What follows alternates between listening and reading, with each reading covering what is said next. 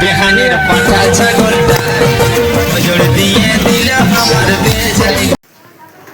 সারা মনসা পূজা এসে গেল, পাঠা ছাগলের দরকার আছে, যাই কুলি দিকে। কোথায় চললি এত রাগে রে? আরে কি বলবো রে ভাই, মনসা পূজা এসে গেল, পাঠা কুলতে যাই। হাঁস খায় খায় দিন গেল আর পাঠা খাবে। এরে ভাই বেহেলি করিস না, দেখেছি তো বল। আমার দেখিয়েছি কত দাম আছে? 10,000। এর এই লেলহা 3,000 টাকাই পাবি। এতটুকু পাবি?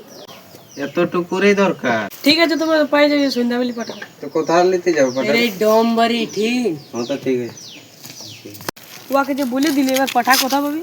আমার ঠেনে একটা উপায় আছে, চল চুরি করবো। চল তোরাই ঠিনটাই থাক, আমি এখানে চুরি করে আসছি। যা।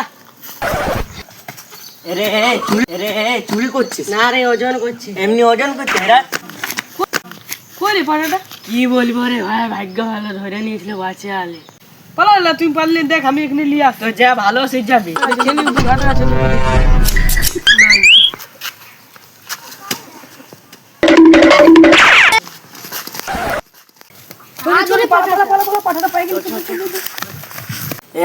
আমার পাঠাটাকে নিয়ে গেল রে।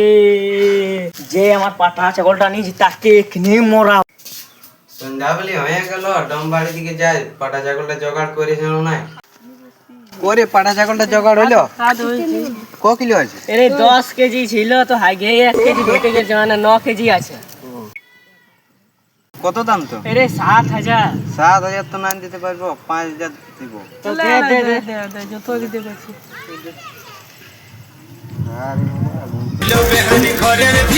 যত আছে এখন দে।